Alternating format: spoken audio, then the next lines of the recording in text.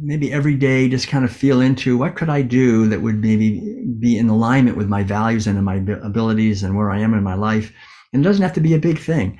It could be just like you say, sharing with other people. There's various ways. I mean, nowadays there's a certain democratization of the media that's happening with podcasts and videos and things, but also just being consequent in our daily life and talking to people, I think is a huge thing. Hey.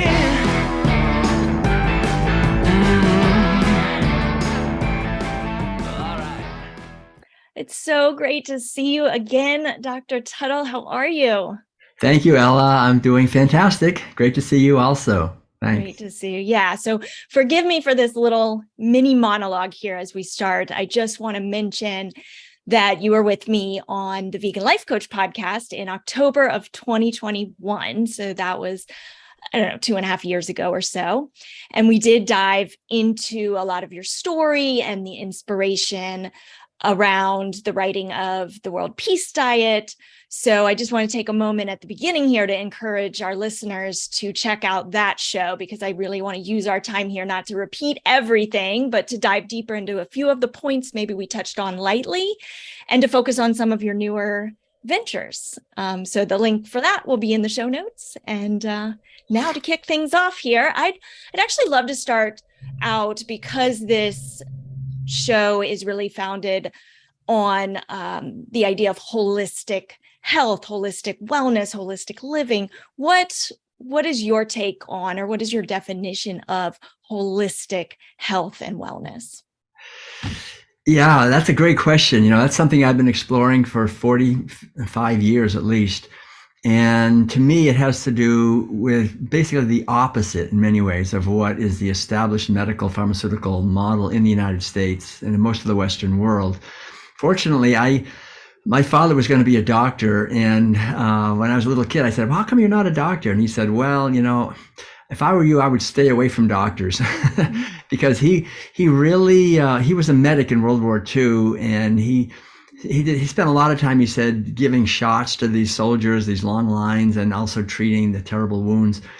And he said he didn't think that a lot of what the medical establishment, some of it is good, but in general, it's very reductionistic. It kind of looks at the human being as a human thing, an object that was born and will die and has these various systems. It's sort of an engineering approach, I guess, in many ways. And it's based on the germ theory, which is that we are always vulnerable to attack from all these microbes that are out to get us, billions of them surrounding us at any time. So it's a war model. It's a model of war against a nature that's against us, against microbes that are against us, all these invisible enemies that are everywhere. And we need to have antibiotics, and we need to have all kinds of pharmaceutical interventions. And so the holistic model is more based on what's called the terrain theory, which basically looks at our being as a being. We have a body that is a vehicle, really, and we're primarily spiritual or psychological or conscious beings, or mental primarily, and we're here to be creative. And so the physical body is a vehicle, and when we get our consciousness aligned in harmony, then the physical body will be in harmony. If our body is experiencing disharmony, usually it's because it's, number one, being poisoned, and we're surrounded by poisons. And that's, I think, in many ways on purpose. But number two, we have a lot of stress or mental or emotional or spiritual conflict on some level, and that will manifest in the body as well, relationship problems and things like that, or purpose problems. So it's really liberating, I found, to take a holistic perspective, because it really allows us to be able to get to the root of things rather than always fooling around in the branches, which is where all the money is. I remember I interviewed Dr. T. Colin Campbell, who wrote the book Whole. He's also a very well-known nutritionist, and he said something that was so great. He said, the reason reductionism is so rampant and prevalent in science and in medicine is because it's the most profitable way to run a business. That's where the money is. The money is in reductionism, because if you can scare people into being afraid of germs, or into thinking that their genetics are going to determine whether they get sick or not, these are both things that people don't have any control over. They don't have any control over their genes or over germs. And so then you can move in, well, we've got the solution. We've got a procedure, we've got a radiation, we've got chemo, we've got some kind of a drug that will help you as this poor victim of these forces. And so it's really based on this fear-based victim mentality. And I think it's like over. I mean, we should be over that a long time ago. I mean, let's grow up, let's wake up, let's start to understand what we are, that we're not just these objects that are born and will die. So the whole thing, as I point out in my new book, I pointed out in the World Peace Diet too, but in the new book I'm just finishing up now called Food for Freedom, it's really understanding that animal agriculture, the routine violence towards animals, especially female animals, it's really the core of our society. It creates within us this fear of nature and fear of animals and fear of microbes, because we're just killing them and sexually abusing them by the millions every single day. And we're not only paying for it, we're eating it. And so we're eating this mentality of violence and oppression and exploitation of the sacred feminine dimension of life and of the very foundation, really, of kindness and caring. It's all being exploited, and we're part of that. It's not our choice. We're just born into it. And so we're wounded by that. So we have to, I think, really nowadays take a bigger view and a deeper view and see that our routine mistreatment of animals for food primarily, but for other products and certain things, all of that boomerangs back, and we force them into disease, and we force them into cancer, and we force them into stress and misery and living in toxic poison environments. And we find the same thing happening to us. And of course, in the background, there's this tiny 1% of the super rich that gets wealthy on disease and war and environmental devastation. And it's time for us, I think, to really question all the official narratives in our society. And that's the way to a holistic way of living, because we are whole beings, and we're born into a society based on the opposite of that, on reductionism and looking at everything as separate and competitive. So it's really about cooperation, kindness, caring, taking responsibility for our health and our relationships. And then we have freedom. Freedom comes from taking responsibility. Then we have, and becoming more conscious. Then we have a foundation really for radiant health. That's I think the main thing.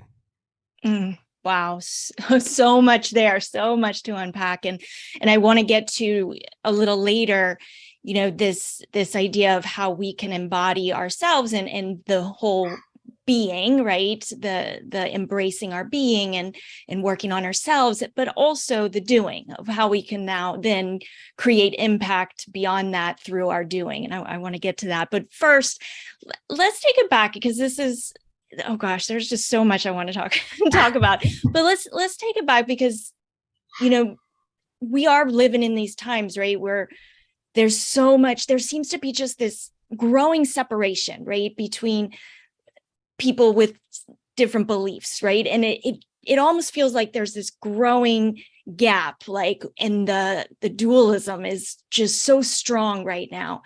Can you speak to that? Like, it feels like part of the population is just elevating and growing, and their consciousness is expanding, and then the other kind of side, and I don't want to say side, but it's like almost going in the opposite direction. What is going on from your perspective in that way? Because when we're talking about coming together, there's nothing more that I want than for us to come together. And yet it seems like we're growing further and further apart. Right. Yeah, that's very perceptive. I think you're right. I think there is a divide and conquer kind of thing going on. And the underlying, I think, dynamic really has to do with the mainstream media narratives that have been rolled out. And I think, quite honestly, the last 2 or 3 years since January of 2020 has been a pretty much what's called a fifth generation warfare, or sort of a military strength disinformation campaign to really make a lot of people afraid of each other, afraid of germs, afraid of each other. Never in the history of mankind, really, or humankind, have we had this kind of narrative where healthy people who are asymptomatic are suddenly seen as maybe being spreading disease, right? That we can spread disease. We have to get vaccinated or wear masks or social distance, all these kinds of things. And so when you radiate just tidal waves of fear into a population, some of the people it won't even touch, like me. I mean, to me, it was, I saw from the very beginning, it was just a big psyop. Is it just, I wasn't going to cooperate for a second with the whole thing. But other people who watch the media, I haven't watched the TV for 50 years. I'm unusual. I've been a vegan for 3 years, and I haven't watched TV. So I'm used to just going against the grain, going against the groupthink, not paying any attention to what the authorities say about anything. So I'm in a very unusual, I guess, but I'm not the only one. There's a lot of people who have that kind of, what I think is a sort of a healthy questioning attitude, questioning authorities and questioning the mainstream media. And as a vegan for all these years, I've gotten really good at that, and plus I was raised in the media. My father, instead of being a doctor, he owned a newspaper. He bought a newspaper and he built up this big chain of newspapers. So I know in my bones, don't trust the media, because I was in it. And I know it's just run by the advertisers and then by other forces too. But so the whole thing really, I guess, is to really understand that we are being attacked in a sense. I mean, we all know, I think, if we're paying attention, that these industries are unleashing huge amounts of poisons. Like the water is fluoridated. A new study just came out. It was suppressed for almost a year. A very high level of reports showing that fluoride of the water, which is rampant in the United States and really in many other countries, it definitely decreases intelligence. I mean, this is beyond the shadow of a doubt. It decreases the intelligence of human beings, starting with children. So there's a campaign to fluoridate the water, to reduce intelligence. There's all these campaigns to introduce toxic chemicals into the food supply, into the air, and so forth, because chronic disease is profitable. Healthy people are not profitable. I said it before, I haven't been to a doctor since the early 1970s. So for 50 years, I haven't had health insurance or gone to a doctor. And here I am. I'm now in my 70th year. And I think, that's the worst nightmare of these people who are trying to control and dominate and exploit humanity. And the main way they can do it is through health, so-called health. I mean, this sort of idea that your health depends on us and we want to keep you safe and secure. Be very careful of that. When someone says they want to keep you safe and secure, that could very well be, I want to keep you enslaved and in servitude. Because when you make people dependent on a system, especially a high-tech system that people don't understand, and now unfortunately, everyone has a cell phone, we have cell town, we have 5th gen, 5G kind of rolling out in terms of EMF fields and tracking capabilities. I've been warning for 30 years. I've been giving lectures saying that we have a boomerang effect. Whatever we do to animals, it's going to happen to us. And so if we're going to continue to insist on force medicating millions of animals every day, and on microchipping them and tracking them everywhere they go, what makes us think we're not going to have the same thing happening to us eventually?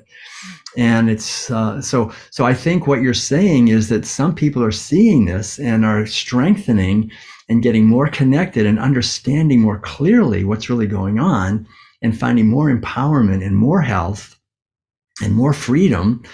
And then other people, unfortunately, it's hard to admit when we've made a mistake. And so they're going down a pathway that is sort of the official narrative of fear and dependence on technocracy, which is leading, really, I think, it's kind of like leading the cows into a slaughter. I mean, it's leading into a situation with what they're calling the Great Reset, which is really transhumanism. I mean, it's an attack on humanity, I think, really on the beautiful, creative strength and joy and kindness and caring that we have as human beings, as eternal consciousness.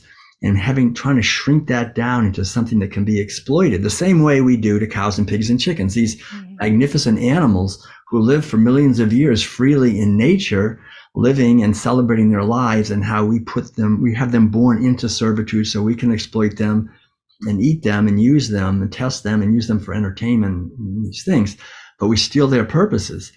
And the problem is, if we're participating in that and if we're cooperating with that, very often we're giving away our intelligence, our capacity to see what we're really doing, and our health and so forth. So I think it's more important than ever that we look deeply and bring our lives into alignment with our values, to live our values. If we value freedom and responsibility and caring and justice and equality, then we really have to live that in relationship not only to other human beings, but to animals, all beings, because all beings are capable of suffering. So we shouldn't be unnecessarily inflicting suffering and misery on them.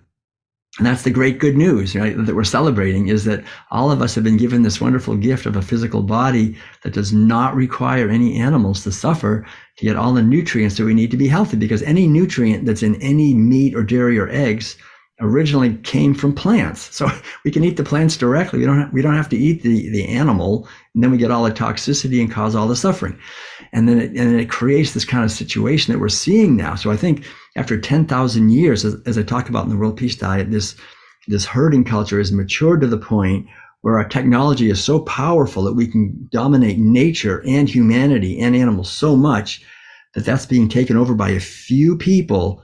And now the people really have to get off that train of violence towards animals and create a new set of communities, really a type of community, a way of living based on justice and respect and kindness for each other and for animals and for ecosystems.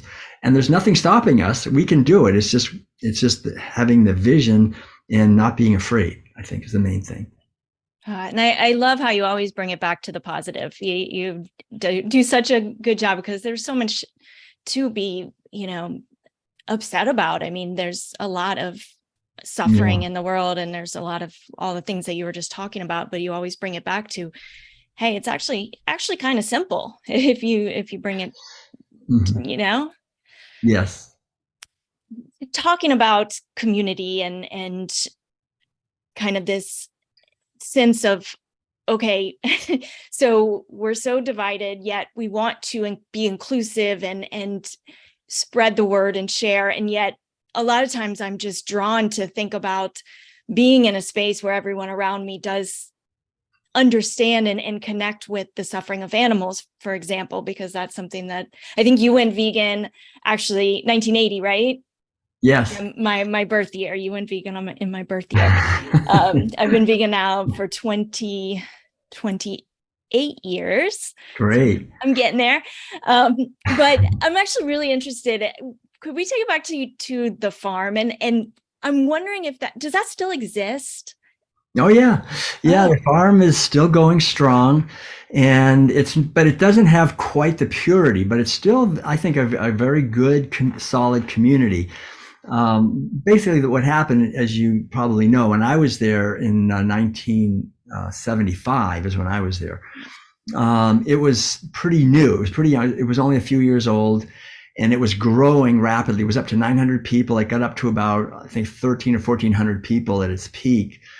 And it was really totally vegan and cooperative and very radical in that sense. And everything was done right there, home births and the school, all the kids, everything vegan.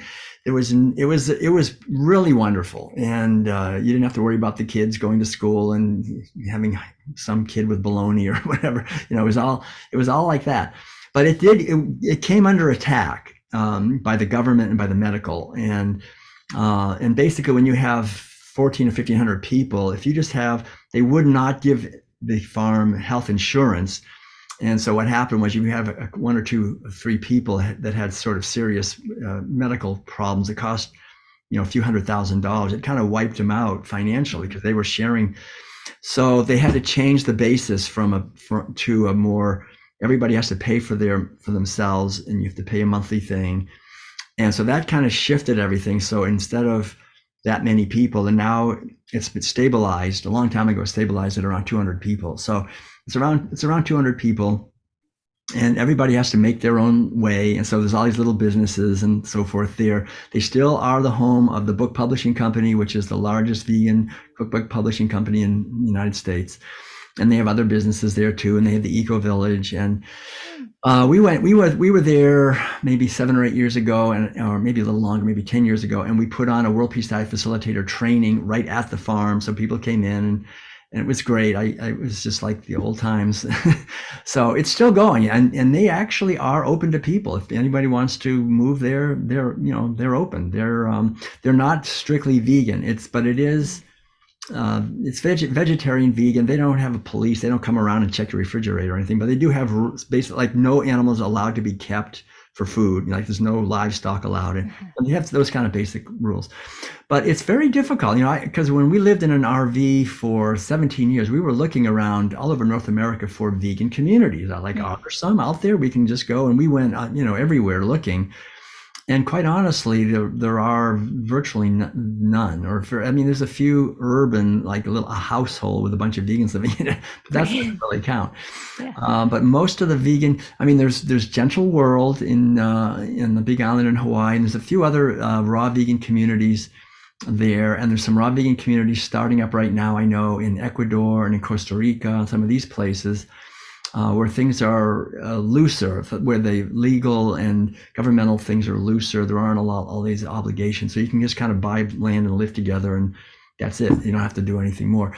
But generally speaking, in this country, it's been hard to set them up, and usually they don't last that long. But there are vegan communities that are land-based, but they're typically affiliated with a particular spiritual path, like with a very Buddhist or sometimes some other thing.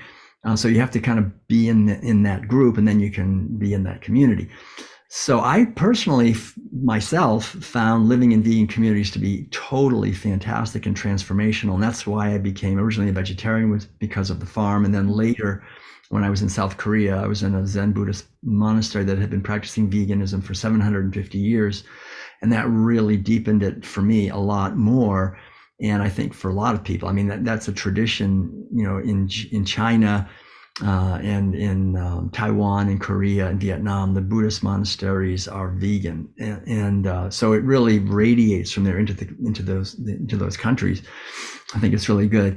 And also we were at a Confucian community in China that was vegan also. It was very, very inspiring. They really do it, But it means being part of that particular tradition. So I do think, like, we have some friends, we have several different groups of people who are trying to start, who are, I guess, starting vegan communities. And like this, some friends we have in Florida that are starting one. They say, well, they're open to people coming and joining. And we have some friends in California who are doing the same thing, a co-housing vegan community. So I think it's just, you got to kind of roll up your sleeves and say, okay, I'm going to try it, or find out through the grapevine if there's some around that are open to having people join them and do it. Because I think it's a great thing overall. Although I think also I love, like Madeline and I have a little house, and we have land, and we have a garden, and we have monthly potlucks with the people around us. And so we're kind of bringing the vegan message into the community where we live here in Northern California, out in the country. So I think that's good too. There's different ways of doing it. And having a little land and growing your own food nowadays, I think, is really a smart thing if you can do it. Yeah. So. Yeah, I think you made a good point there too. It's like that pull to be a part of a community, but also this desire to create impact and live by example among other people, because that's how you can, be a bigger influence if you're around and bring other people in that maybe aren't on that path yet. And I'm curious, and I about your spiritual path. I know you spent like 10 years very on that path, very dedicated, as a Zen Buddhist monk. Is that correct? Yeah. I was a Zen Buddhist monk, and before that, I was just living in meditation centers and just meditating Yeah. for 8 hours a day or whatever. Yeah. Well, it seems to me, and I think it's really exciting that the yoga community has gone so mainstream. Just thinking of mindfulness and bringing to the masses. I mean, I go to a yoga studio where they have classes all day long and they are packed, and the teachers are amazing, and they the whole class, you're there, you can't bring in your phones, you're really learning to be mindful, and meditate, and using it as a movie meditation. And there's just so much great opportunity to start expanding consciousness through that practice. And yet I know that the majority, at least in my experience, of yoga instructors who preach and talk about ahimsa are not actually practicing it, are not vegan themselves, are still eating animals. What are your thoughts on that? Can you first of all talk about ahimsa in general and how that's related? And just curious, because I'm so excited about the growth of the Yeah. mindfulness movement, and yet that connection doesn't seem to be made a lot of the time. Right. Yeah, that's a good point. Ahimsa is really one of the foundational teachings of yoga, as anybody who studies the yamas and the niyamas and everything. Ahimsa is like number one thing. So that means non-harmfulness. Don't harm other beings. That's sort of the foundation, really, of the Patanjali's Yoga Sutra, and the whole idea of yoga is union.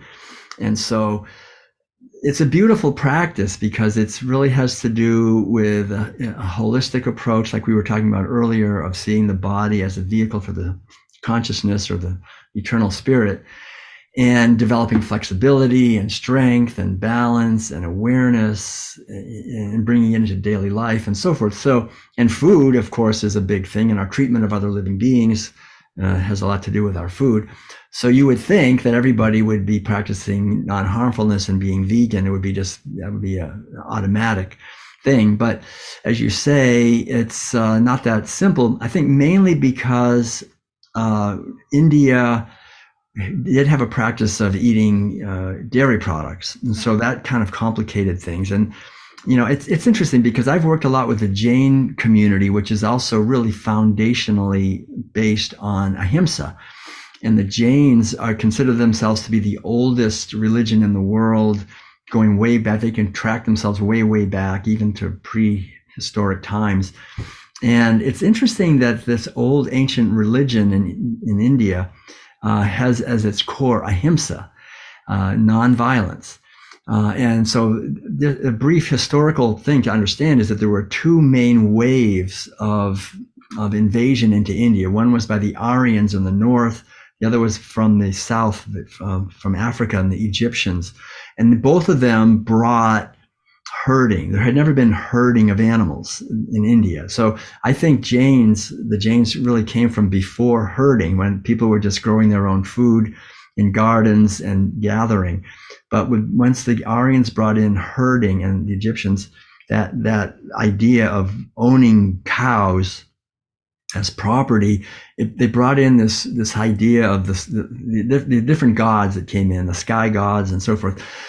And you can see this similar thing happening in the West also, but just focusing on India.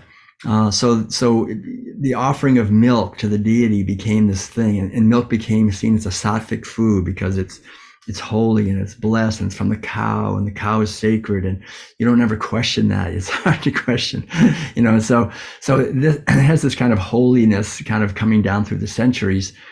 And of course, then when yoga comes to the West, we are like massive animal eaters, eating animal flesh and dairy products and eggs. And so a lot of the yoga teachers do make the step of going vegetarian. I mean, not all of them. A lot of them still, eat fish or whatever, but they do make that step, which I think is good. It's a step in the right direction.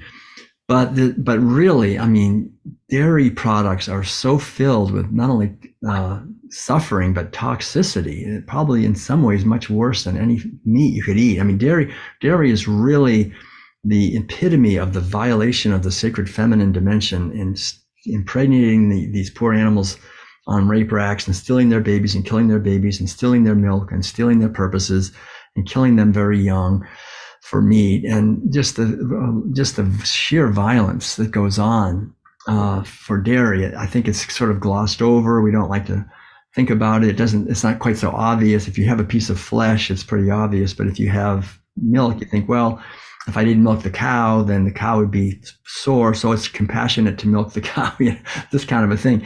But there's many levels where you cannot do dairy without killing. That's the thing. You have to kill, because the cow's going to give birth, and she's going to give birth to either a male or a female. And so the milk is for the baby.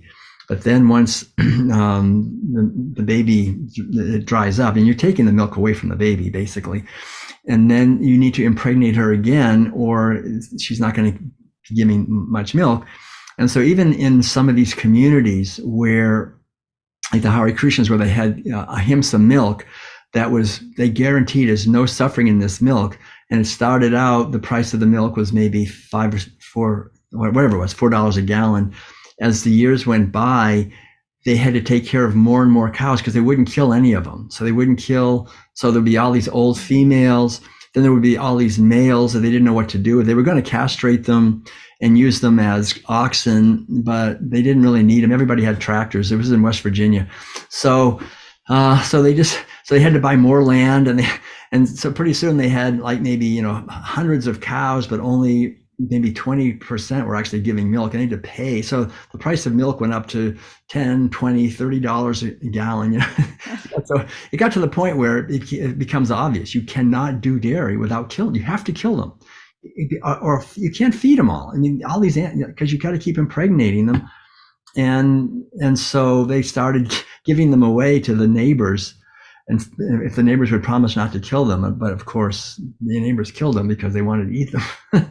So it's just based on a complete impossibility. You have to kill if you're going to have dairy.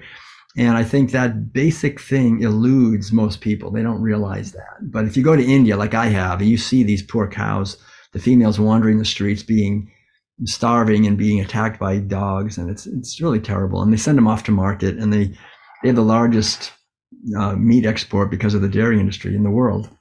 India has the highest diabetes rate in the world because of all the dairy. They have the highest violence against women of any country in the world also. I think it's because of dairy. So it's really a problem. And I think yoga would do well to just look themselves straight in the eye and say, we should really try to live a consequent life if we're going to be practicing this. And I think it's happening. It is happening. It is changing. But there's a resistance because dairy is addictive. Dairy is physically addictive because cows naturally have morphine in the milk. So the calf will just go to sleep and not be a bother to the mother. So we're taking in these what are called casomorphines when we take in dairy products, and it's physically addictive. So it's hard for people, especially to give up cheese, because there's so much casein in cheese. There's a lot of that substance. So it's a real addiction, actually, in many cases. That's part of the problem too. Oh, so fascinating and just complex. Like these issues are very complex, but you lay it out so clearly. And I was actually chatting with my dad. I think the last interview I told you that he's a big fan of yours, and he read the World Peace Diet, and he's like, so I said, Dad, is there anything you want me to ask Dr. Tuttle on this interview? And he said, well, and he said, it's one thing to be vegan, and he's vegan, and it's one thing to do your best every day to live in alignment with your values and to, take into consideration the suffering of others. And he's like, but what else? Like, what else can kind of a normal person who doesn't have a platform, doesn't have an Instagram, account, isn't a speaker, what else can somebody like him do to, besides being it? So what about the doing part for the person listening who's like, I want to make an impact and I don't know how? Right. That's a really very profound question, because I think the main thing is, to just realize that we're part of a community wherever we're living. We're interacting with people. And it's hard to say who's doing more and who's doing less. And some people might say, well, you travel and you give thousands of lectures and write books and do all this, and I only talk to my friends. But in the bigger picture, I think we should let go of all of that, and just each one of us has a part to play, and we each have our unique gifts and talents and abilities, and to just do the best we can to bring those into our life in the service of this effort that we have to raise awareness about the consequences of our actions. And so I think there's lots of opportunities, and to just maybe every day just kind of feel into what could I do that would maybe be in alignment with my values and my abilities and where I am in my life. And it doesn't have to be a big thing.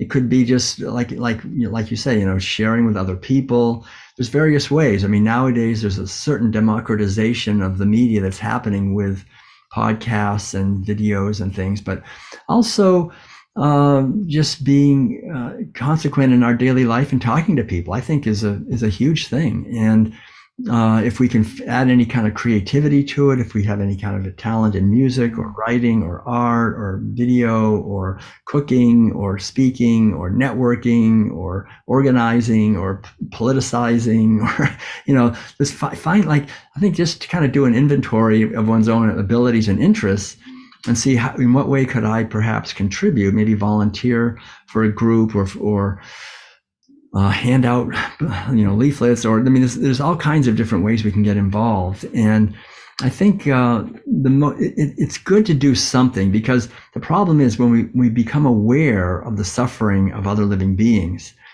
if we don't turn that awareness, that's the pain of that really, into action, that pain can ferment inside of us psychologically. It can kind of turn sour, and we can begin to get bitter. We can begin to get sort of misanthropic. I've seen that quite a bit. A lot of vegans who maybe don't feel like they're doing enough or whatever, they'll start to hate other people. People don't listen. I tell them and they don't change, and they start sort of blaming other people for not changing. But all of us pretty much were at one point eating animal foods, and so I think it doesn't help to blame. It's much better to be understanding, and to then use that frustration maybe that people aren't changing, to try to understand why. Really go deep into that, in the individuals in our lives or people that we meet, and realize that there's a certain ripening that does have to happen, and we can help that ripening, but we can't force it. And this idea of wanting to change other people, because that's really what your father's asking, in a sense, I think, is, well, how can I change other people? How can I make them be more like me? But we have to understand that's the danger in that. If someone came up to me and I could feel like they wanted to change me to be like them, the natural healthy response is, I'm going to fight you. I'm going to fight back, because we all feel like, well, here I am, don't try to change me. So the best thing, I think, is to try to let go of that approach, which is pretty deeply rooted in our psyche. Because we live in a society based on domination, we tend to move in that direction. I'm going to change you to be better. And instead of that, to just work on ourselves. I think self-improvement, really living what veganism is in the minutiae of our daily life, like really to our partners and our friends and neighbors, to treat them with the same kind of love and respect that we would like to have cows and pigs and chickens treated with. It's easy to treat cows and pigs with respect because they don't insult us, or they're just there. But when people do things to really try, the more vitriol comes from them, the more love comes from me. Try to really live a life of love and kindness. And that's a big work. To transform and understand and share that. I think our movement will be much more powerful as we work on transforming ourselves. And then from that foundation and that basis, then we can begin to do whatever sort of outer activism we feel called to do, whatever the writing or talking or whatever it is. That's really important. And that's the kind of thing that in our society we shy away from for the most part. We tend to think we can just go out there and fix the world out there, and don't realize that in many ways, whatever world we're confronting, it's really a mirror of ourselves in many ways. So to change the outer world, we change ourselves and embody vegan living, and we'll find that people will begin it'll be like, if that's the real contagion. I think the only contagion really is mental, mental contagion. When someone comes in with an anger, we kind of feel that anger. When someone comes in with joy and love and kindness, we feel that. And I think our movement, it's really going to grow, and it is growing as we do the inner work to embody veganism as kindness and love and joy and creativity and abundance and harmony with the essential nature of our connection with this beautiful earth and with each other and with the animals. When we live that, and we have a body that's strong and healthy, we have energy, we have vitality, and we have ideas, then we naturally, whatever we do, it's going to be contributing. And I think that's the main thing, is to really work on the quality of our consciousness as the foundation. And that's a big job. And then from there, we'll be doing the right thing, whatever it is. Yeah, I think you nailed it on the head there with also just the energy, right? And vibrational, the energy that we're putting out. Like, that's a huge contribution, and it's tough for those of us that are very sensitive to the suffering of others. That's tough work to create a high vibrational state in the midst of all that's going on in the world, right? Like, that's tough work. It is, but it's so important, and we tend to discount that and think it's not doing anything, but it really is doing a lot. We live in a society. In my new book, I talk about this a lot, of materialism. Animal agriculture at its core is materialistic. We sell beings by the pound. You don't get more materialistic, like grossly materialistic, than selling beings by the pound. We do that millions of times a day, and so we tend to think that anything that has to do with consciousness and, like you say, vibratory resonance and frequency, well, that's just woo-woo or something. That's actually real. I mean, that actually connects on a level. And I think people have been so wounded that we put on so much armor, we don't feel, we're not aware really of what's actually happening around us on the fine physical levels. But when we become more sensitive, I think meditation is great. We can quiet our mind enough, we can become more sensitive, and then we can realize that our thoughts and our feelings are our actions, and we can radiate into the world a sense of joy and freedom and love and kindness for others. And it does raise the vibration for everyone. And it's a very important action. It's good work to do. And then from that, we can also smile. And from that, we can also write letters and make videos and create whole classes and retreat centers and communities and everything. But it comes out of that foundation. I think that's the key. So, oh my goodness, let's wrap this up just with, I know you had mentioned that you do 2 hours of morning meditation. I'd love for you to just wrap it up with your holistic health habits that can inspire our listeners to get out there and be healthy. I know you did meditation, breath work, Tai Chi, morning swim in the local lake, organic vegan whole foods.